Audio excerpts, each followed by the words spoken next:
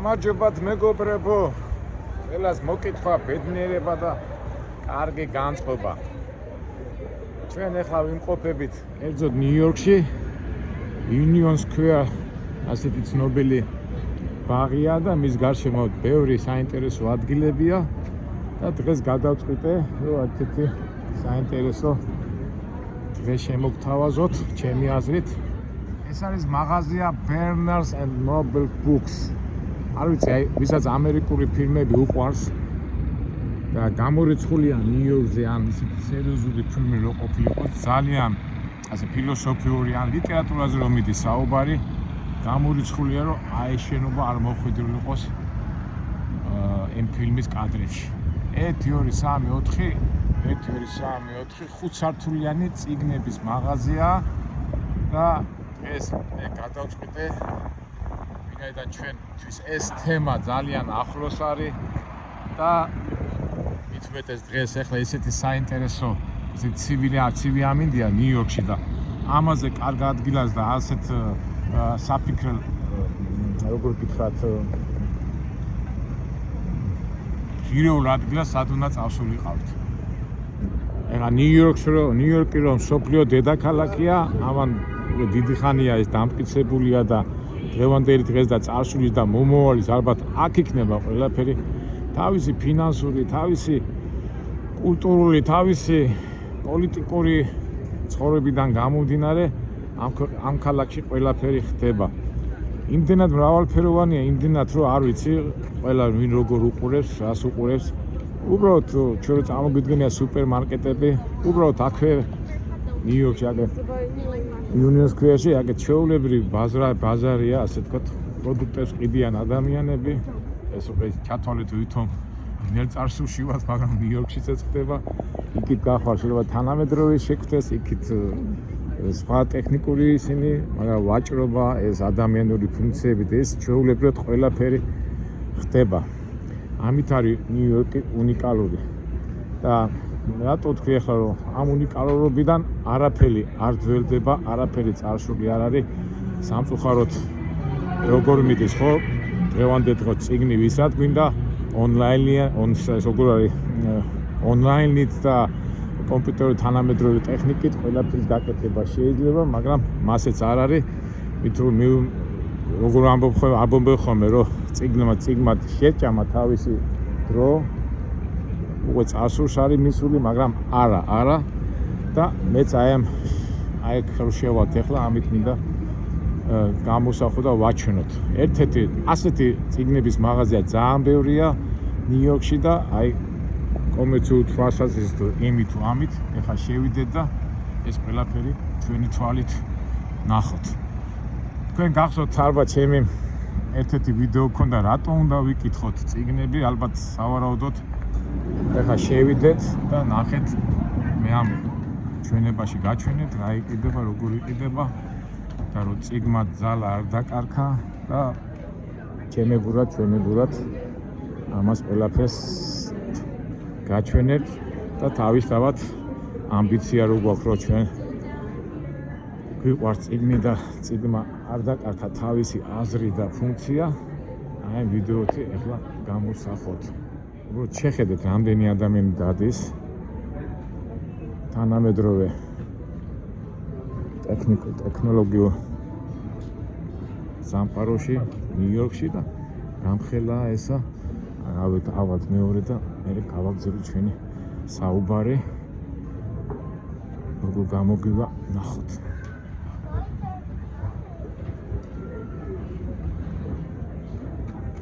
ეს ბავშვთა განყოფილება, არ ვიცი ხა საიდან დავიწყო, არ ვიცი, მაგრამ მე უფრო სათქმელი მინდა young adults ეს საბავშვო ლიტერატურის განყოფილება, ალბათ ჰარი პოტერსი და ამის და მაგვარი, მაგრამ რამდენი რაოდენობა, მასშტაბები და ადამიანთა რიცხვი მეგობრებო.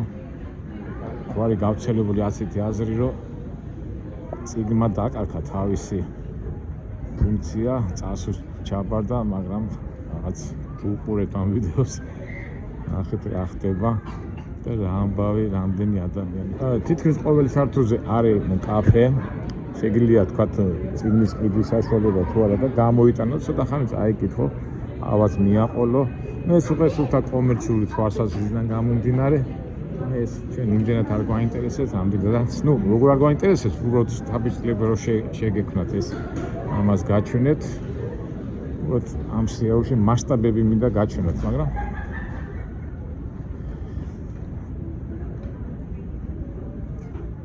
რავი, სულო და გულო, რავი, რომელი წიგნი აგინდა, ფილოსოფია, ლიტერატურა, არ ვიცი, მასშტაბებია ძალიან დიდი.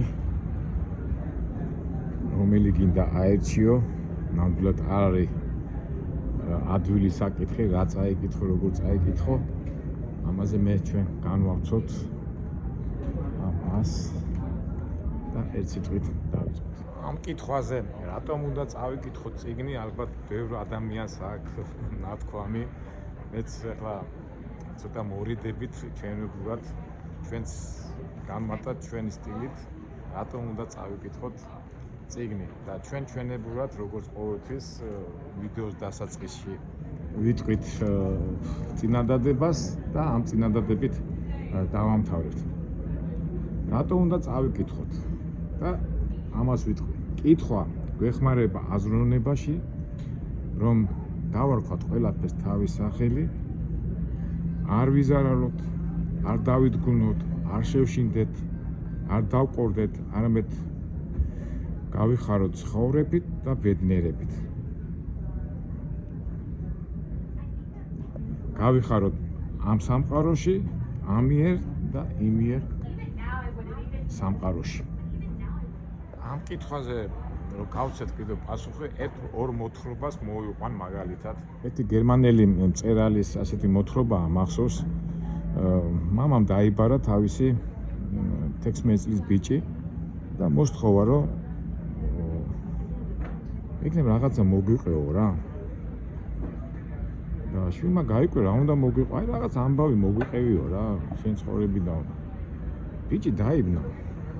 რა უნდა მოგვიყო, რამე მოვიგონო, ოთხულება, არა კაცო რაღაცა ამბავი მოგვიყევიო და ბიჭი ჩავარდა საგონებელში.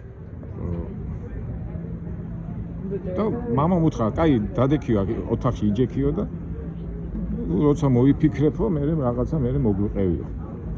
გავიდა 7-8 საათი, ბიჭმა ვერაფერი ვერ მოიგონა და დედმამა რო დაბრუნდნენ ისე ოთახში და რაკენიო, რამე მოიგონეო და ბიჭმა ხრები აიჩეჩა და ვერაფერი ვერ მოიგონეო და კაი წადი ფშიერი იქნებიო და გახარებულმა ბიჭი გავარდა სასადილოში და იმის ბედნიერს ამ ტანჯვას მოშორდა, სიხარულით გავარდა საჭმის მისაღება და მე ეს ცოლქმანი ერთმანეთს შეხედეს და რა იყო ესაო და არაფერიც არ იყო. მამამ უპასუხა, უბრალოდ რომ წიგნებს ვარ კითხულობსა და ჩვენმა ბიჭმა ვერ ჩამოაყალიბა თავისი აზრიო. ეს კი რა უნდა კითხვა მაინც რომ ესე რაღაცაში დაბეჭდილება, რაღაცა აზრი, რაღაცა უნდა კონდეს.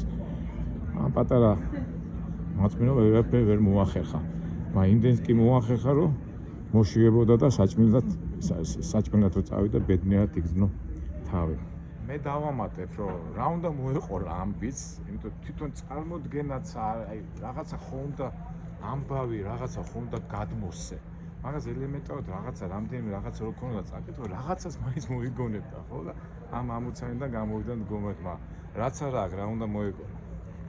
ეხლა მეორე მოთხრობაა კიდევ ასეთი. სოფელია რა, დასახლებაა და გავიდა დრო და ცეცხლი დაიკარგა სოფელში. შეწუხდა ხალხი, იმიტომ სითბო უნდათ, საჭმის გაკეთება უნდათ, მაგრამ ცეცხლს ვერ ისა რა. არ ქონდა ცეცხლი, გაქრა. შეწუხდა სოფელი და გაახსენდათ ის მოხუცი ადამიანი, ვინც ამ სოფელში მოიტანა ცეცხლი და უბრალოდ იცოდა როგორ უნდა მოეპოვებინათ ცეცხლი. მაგრამ სამწუხაროდ ეს მოხუცი უკვე გარდაცვლილი იყო და დასახლება ჩავარდა პრობლემებში.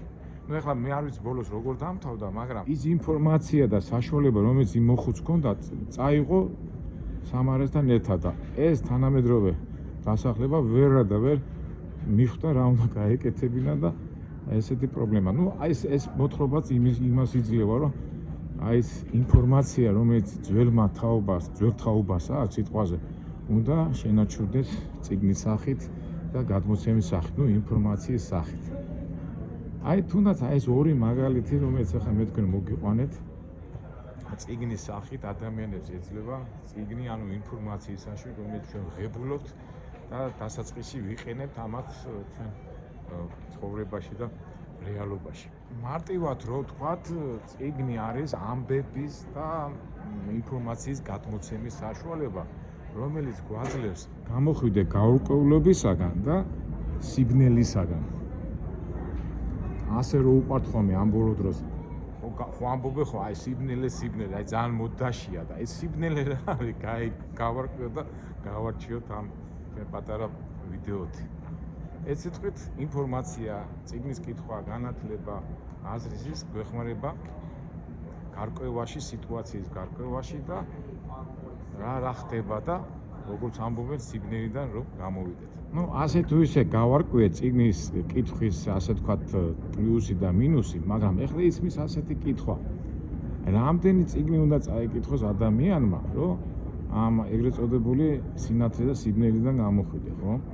ეხლა ბევრჯერ ადამიანები ამბობენ, რომ დრო არა გვაქვს, რა დროს წიგნის კითხვა, თანამედროვეისა და მოდი ახლა მე ჩემებრულად, ასე თქვათ, ვიანგარიშე და თქვენ მეგობრებო ერთად დავწონოთ, რამდენი წიგნი უნდა წაიკითხო.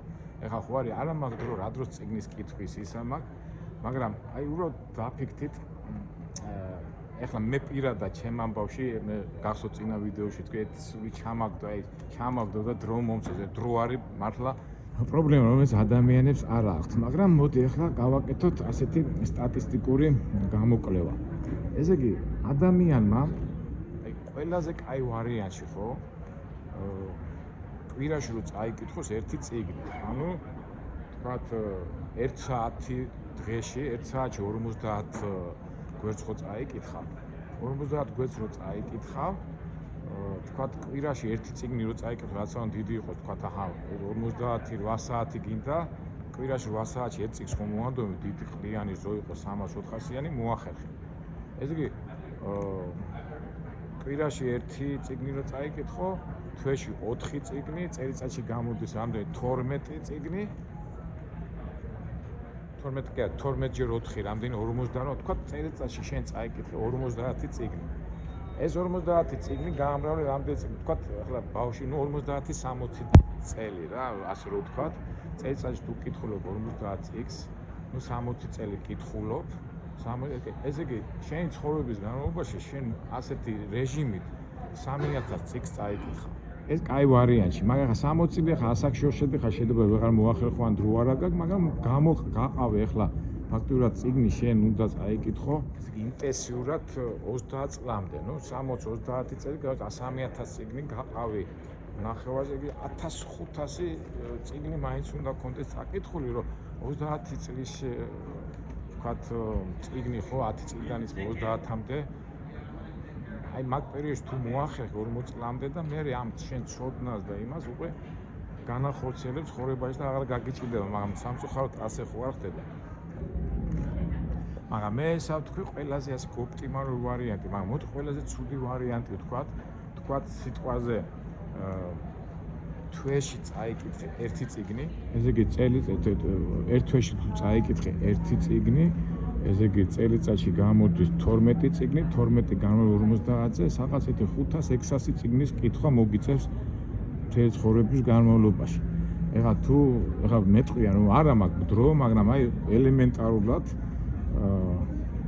თვეში 8 საათი რო დაუთმო, 10 საათი ერთ წიგნს, მაინც მოგიწევს 500-600 წიგნის კითხვა. და იმ 500-600 წიგნს რო წაიკითხა, უკვე ძალაუნებად, უკვე გინდა არ გინდა, კი, მართალია ახლა შეიძლება აღთქმის ცოტა ისეთი დაბალი დონე ქონდეს ან კარგი აღთქმის, მაგრამ მაინც შედეგზე ადამიანი გავა. მაგრამ სამწუხაროდ რეალობაში ეს ცუდი ვარიანტიც არ გამოდის და ფაქტურად ადამიანები წიგნებს არ კითხულობენ. ყოველ შემთხვევაში თანამედროვე დროს ეხლა აბრალებენ თანამედროვე დროს, მაგრამ თანამედროვე დროს უკვე აუდიო წიგნები შემოვიდა, მაგრამ ადამიანს რო ეუბნები აუდიო წიგნი წაიკითხა თქვენ ციცით აი მე ჩემ მაგალითზე მანქანაზე რო სულ კვირაში ერთი 2-3 წიგნს მაინც ვკითხულობ, ნუ ვუსმენ უბრალოდ კითხვას ვეძახი, ამის გამოყენება ხო შეიძლება, მაგრამ ადამიანები ამას არ მიგიდებენ და არ აინტერესებთ. ეხლა ხوارი ხოლმე ამ რა თქმა წიგნი აგერ ამდენი TikTok-ით, Facebook-ით, იმეებით გავიგებ. ხო არა, კარგია, ცუდი ნამდვილად არ არის და მადლობა ღმერთს ასეთი საშუალება გვაქვს, მაგრამ რო შეადაროთ ეხლა მეგობრებო და ალბათ დამეთანხმებით კი ვითომ ეხლა TikTok-ებს და Facebook-ებს და იმეებს უყურებენ და უსმენენ ადამიანები და რო ელაპარაკები სიტყვაზე ადამიანებს და თქვათ რაღაცა შინაარსი ვერ გამოაქვთ, ხო? რა პარადოქსია, ხო? ესე იგი, მშრალი ინფორმაციას მიღებიც არაა საჭირო.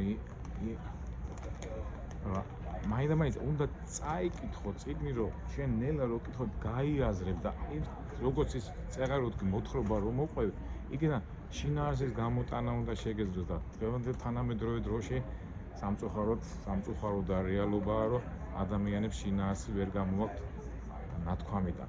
ეხლა რეალურად რო ვიფიქროთ, ეხლა ნახეთ, რამდენი წიგნები, ეხლა რომელი წიგნი წაიკითხო, ხო? ეხლა ის სტატისტიკა რო გამოვხატეთ, ესეც არის თავისებურად პრობლემა, მაგრამ ამის გადაჭრაც არ არის, შეიძლება ამის გადაჭრა, იმიტომ მართლა ფიზიკურად ვერ მოახერხებ ამისი, ნუ ეხლა ეს წიგნი რაც ხდება, ყველაფერი ეს თავისთავად ეხლა კომერციაც არის, რა თქმა უნდა, როგორ გინდა ეხლა როგორ გაждდე და რა წაიკითხო და რო შედეგზე გახვიდე, ესეც თავისებური პრობლემა, მაგრამ ამაზე ჩვენ ვისაუბრეთ. მაგრამ აქამდე მოდი ერთი რაღაცა დავამთავროთ, აი კითხვის ხარისხის, კითხვის და ხარისხს და აზროვნების გამოტანას, აი ასეთი მაგალითი მომყავს. ხა, ლიტერატურაში და საერთო არის კლასიკოსები, ხო? და წარმოიდგინეთ, უმეტესი კლასიკოსი მწერლები არიან მე-18, თუნდაც არისტოტელე, სოკრატე, როდის იყვნენ, ხო? და ჩვენ იმათთან შედარებით, რომ დავიღოთ ეხლა მე-19 საუკუნე, ხო? სიტყვაზე დოსტოევსკი და თქვა სიტყვაზე კლასიკოსები, ჰუგო, შექსპირი და რამდენი წიგნი ქონდათ ეხლა მაგათ წაკითხული, ხო? ეხლა როგორ ანაირად მათ ჩამოაყალიბეს ეს აზრი, მაგრამ ფაქტია, რომ იმათ ასეთი საშუალება ნახდათ არ ქონდა, როგორც ეხლა ჩვენ გვაქვს, ხო? ამ ხელა მრავალფეროვნება. თუმცა იმათი აზრები და იმათი ნაფიქრალი დღევანდელ დღეს ჩვენ გვადგება, ხო? რა ხდება, ხო? ადრე რა ხდება? ესე იგი ის გააზრება, ესე იგი წიგნების კითხვის რაოდენობასაც არ აქვს მნიშვნელობა და ასე რომ თქვა, თავარი აზრიანად წაიკითხო და აითვისო. ეხლა აი რამდენი წიგნები ეხლა გაიგე, ეხლა რა რომელია, მაგრამ ამასაც უნდა თავისი მნიშვნელობა, ხო? ეხლა ჩემი ნალაპარაკებიდან ალბათ რაღაცა გამოვიტანეთ აზრი, ხო? კი, ბევრი წიგნის კითხვა ვერ მოახერხე, მაგრამ თავარია მოინდომო და ადამიანს რისთვის უნდა ეს კითხვა, აი ეს განსაზღვროს. და ჩვენ თავიდანაც ვთქვით, რომ კითხვა გვინდა იმიტომ, რომ აზრი გამოვიტანოთ და უბრალოდ ამბის გადმოცემის საშუალება გქონდეს ჩვენ თვითონ და საკეთილდღეოდ გამოვიყენოთ. თანამედროვე დროზე მინდა გითხრათ, მეგობრებო, აი თქვენს ალბათ დამეთანხმებით, რომ ეხლა ისეთი დრო არის, რომ აი ავტორიტეტი არაფერს არ ნიშნავს. ეხლა ავტორიტეტი ეხლა ზოგს გონია კულტურული ავტორიტეტი, მაგრამ აზრი იგივეა. დღეს ეხლა როგორ არის? შენ რაღაცა პრობლემა აქვს, რაღაცა გინდა გადაჭრა, უცბად Google-ში ჩახტები, იქ YouTube-ში რაღაცა და უცბად ამოიღებ ინფორმაცია და იმით წვითავ. იმდენად მშრალ ინფორმაციას იღებ, რომ რაღაც კი ვითომ გადაჭერი, მაგრამ რაღაცა გაკლია. მაგრამ რო კითხო ავტორიტეტი, აშუაში ავტორიტეტი სულ არ მჭირდება, მე ავტორიტეტი როგორ ეხლა სოკრატესი არ არის ავტორიტეტი, პლატონი არ არის ავტორიტეტი, ჰიუგო არ არის ავტორიტეტი, შექსპირი არ არის ავტორიტეტი. ადამიანები, რომელიც გამოსახებს მთელი ცხოვრების კანონები და ისინი, აი, რა ვიცი, აი ეს ავტორიტეტი იკარგება. ნუ ავტორიტეტი ჩემი ხედვით არის ის ცოდნის წყარო, რომელიც მწერალმა თუ ადამიანმა ამ წიგნში გამოსახა და დღევანდელ დღეს ეს ავტორიტეტები რო არ გვინდა და არ გვინდა და იმიტომაც ვართ ასე და შეპყრობილი ადამიანი დღევანდელ დღესაც რა უყურებ, არ მინდა ხა პოლიტიკა შევეხო, თუმცა პოლიტიკაც ის ყველაფერია. ადამიანები რაღაცას ითხოვენ, რაღაცისკენ ყვირიან, ჭავიან, რაღაც არანორმალურ იქცევიან და გონიათ რომ რაღაცას ითხოვენ, იმიტომ რომ იმდენად უაზრო მოთხოვნები და იმდენად უაზრო მოქმედებები აქვს, რომ აი მანდ იგრძნობა მათი ასე თქვა ინფორმაციულობა, რომელიც მიღებულია რაღაცა მშრალი TikTok-დან და იქიდან და სულ არ აქვს მიღებული აი ამ სიმდიდრიდან, რასაც ქვია წიგნი. Ну, თავისთავად ახლა ყველა წიგნს თქმა უნდა ვერ წაიკითხა, მაგრამ თანამედროვე თუმცა დრო არიან ადამიანები, ბევრი წიგნები აქვს წაკითხული, მე გულისხმობ ამას კრიტიკოსების სახით, ანალიზის სახით, მოусმინო ანალიტიკოსებს და იქითაც გამოიტანო შენი აზრი, მაგრამ მაინც საბოლოო ჯამში ყველაფერი მიდის იქითკენ, რომ ადამიანმა პირდაპირ უნდა მიიღოს და ის შეიგრძნოს ის როგორ ვთქვათ თვითონ გაითვისოს და შეითვისოს ის შეგრძნებები, რასაც წიგნის კითხვის დროს ღებულობდა. რა ვიცი. ცოტა შეიძლება რთულად ლაპარაკობ ამას მე ყველაფერს, მაგრამ თავარია მონდომება და ენერგიის დახარჯვა. თორე წიგნის მაღაზია კი არის და ნახეთ აი ამხელა დავდივარ ამხელა რამდენი მეოთხე სართულზე ამოვედი ესკალატორები, მაგრამ მიუხედავად იმისა, რომ თანამედროვე დროს ვაბრალებენ, არ დრო არა, მაგ ის არა, შეხედეთ, უთანამედროვე ქალაქში ვართ, უთანამედროვე რა თქვია მიმართულების სამყაროში, მაგრამ აი ადამიანები მოდიან და წიგნი მაინც თავის საქმეს აკეთებს. ისე მე მაინც მახსენდება რა მაგარია რა ახლა წინა ვიდეოებში ხო გითხარით ახლა ეგრე დაგამწყდა საჭმელი სასმელი და 1-3 წელი რო იყო და ეს ყველაფერი რო გადაიკითხო რა მაგარ შედეგზე გავა ადამიანი. აი მეგობრებო დავდივარ და ნარკომანი რო აი ნებიურობს რა ისე ვარ ახლა მეც აქა და ეგ არის რომ სამწუხარო დრო რომელიც ასე ყოველთვის არ გულფრენს, მაგრამ გამოსავლის ხო ნახეთ დღეში 1 საათი 2 საათი რო დაუთმო არ უყურო ტელევიზორს, არ უყურო რაღაცას 1 საათი ყოფნის დღეში 50 ფურცელიწის გვერდი წაიკითხო ერთ კვირაში დიდყიან წიგნს აუცილებლად დიდ წიგნებს წაიკითხავ და თავზე ინფორმაციასაც მიიღებ და რა გვინდა ამის შემიძლია პატარა ზარმაცები არ ვიყოთ და დავატანოთ თავს ძალა.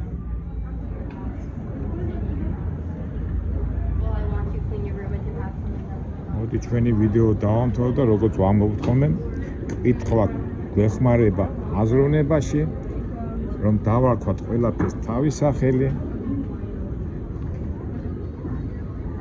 არ ვიზარალოთ, არ დავიდგრუნოთ, არ შეგვეშინდეს, გავერკვიოთ სიტუაციაში, გავიხაროთ ცხოვრებით ამიერ და იმიერ სამყაროში. მოდი მეგობრებო, ჩვენ ტრადიციულად ვიქტორინა დავსვათ. ძალიან მარტივი კითხვა იქნება, მაგრამ მოგებული იქნება ის, ვინ პირველი უპასუხებს ამ კითხვას. ვინაიდან წიგნების მაღაზიაში ვართ, აქედან გამომდინარე, კითხვა. რომელი წიგნი დგას პირველ ადგილზე გაყიდვების მიხედვით მსოფლიოში? კითხვა, რომელი წიგნი იყიდება ყველაზე ბევრი მსოფლიოში? კითხვა დაისვა, ჩვენც კიდევ რაღაც ძალიან საინტერესო ადგილი ვნახეთ. უბრალოდ რა არის იცით, მოდი ერთ კითხვასაც, ჩემებურ კითხვას ვიტყვი სამწუხაროდ, ამ ვიდეოს რამდენი ნახვა ექნება, რომ გაიგებენ წიგნი, ეგეც საინტერესოა.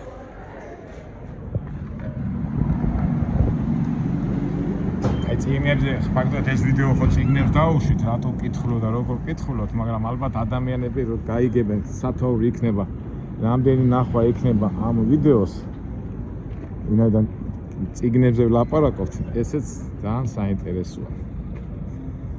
ეკიდო მეგობრებო, დაგემშვიდობებით.